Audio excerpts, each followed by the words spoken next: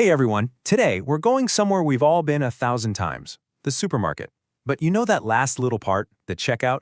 It kind of has its own secret language, and today we're going to crack the code. So, you've got your cart full, you're finally ready to pay, and bam, you get hit with all these questions. It can feel a little confusing, right? But hey, don't worry about it. Stick with me, and by the end of this, you'll be a total pro at the checkout counter. Okay, so to make this all super clear, we're actually going to follow one shopper on their journey through the checkout line. We'll see what happens, the little hiccups they might run into, and we'll pick up all the keywords and phrases as we go. And right away, our shopper hits a snag. The cashier stops them, pointing out he's in a special kind of line because he has a few too many items. So what exactly is an express checkout lane? Well, the name says it all. It's about speed. You know, if you've just got a handful of things, this is your line. It's designed so you can get in and out fast, without getting stuck behind someone who's doing their shopping for the entire month. All right, so how does our shopper handle this? Well, their response uses this really common, kind of informal phrase that is so useful to have in your back pocket. I mean, come on, he's only got one extra item over the limit. So he asks the cashier to cut him some slack. It's a friendly, casual way to ask them to ease up a little bit. Yeah, cut me some slack. It just means, hey, please don't be so strict about this. You're not making a demand, you're just, hoping they'll bend the rules a tiny bit for you. It's a great one to know for all kinds of situations, not just the supermarket. And guess what? It worked. The cashier is like, fine, and tells him to put his groceries on the belt. And that, right there, is our next key term. And no, we're not talking about the belt you wear to hold up your pants. At the checkout, the belt is that moving rubber track, you know?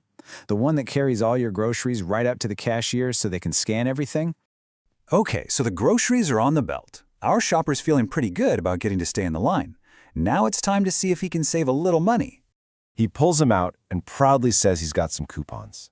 This is a huge thing, especially in a lot of American supermarkets. It's all about trying to get a discount on specific items. So, what's a coupon? Simple. Think of it like a little ticket that gives you a discount. You just hand it to the cashier, or maybe show them a code on your phone, and boom, the price of that item goes down. But, oh no, we've hit another snag. The cashier looks at the coupons and breaks the bad news. This is a perfect example of what expired means. You know how food has an expiration date? Well, it's the same idea. Coupons, gift cards, even your driver's license, they all have a date when they're no longer valid. They're just, well, they're out of date. So, it looks like our shopper isn't getting any discounts today. Bummer. Anyway, it's time to get to the grand finale of any shopping trip, actually paying for it all. And before you pay, you almost always get the classic question, paper or plastic? All they're asking is what kind of bag you want for your groceries. It's a simple choice, but you'll hear it pretty much every single time you go shopping. All right, time to actually pay. You've got your usual options, right? There's good old cash. Then there are debit and credit cards, which most people use. Oh, and sometimes you'll have a club card, which is just a special card for that particular store that gets you deals.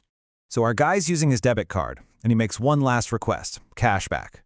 This is such a convenient feature, but what exactly is it? It's actually really simple. Let's say your food costs about 28 bucks. You ask for $50 cash back. The store just adds those two numbers together, charges your card for the total, so 78 bucks, and then the cashier hands you a fresh $50 bill. It's basically like a mini ATM right there at the register. Super handy. So let's recap. Our shopper managed to stay in the express lane, which is great, but his coupons were a bust. So not exactly a perfect trip, right? And that brings us to one last very relatable phrase for a day that's just kind of blah. You can just picture him, right? After the whole coupon thing, he just kind of sighs and says, darn, oh well, I guess it's just not my day. It's his way of just shrugging off all the little things that have gone wrong. And that is the perfect thing to say on a day when, you spill your coffee in the morning, you miss your bus, and your coupons are expired. It's just not my day pretty much means you're having one of those unlucky days where nothing seems to go right. And there you have it. That's our shopper's journey from start to finish. We went from the express lane to expired coupons, and now you've got the essential vocabulary to handle a supermarket checkout, whether it's a good day or, just not your day. It really just goes to show you, doesn't it?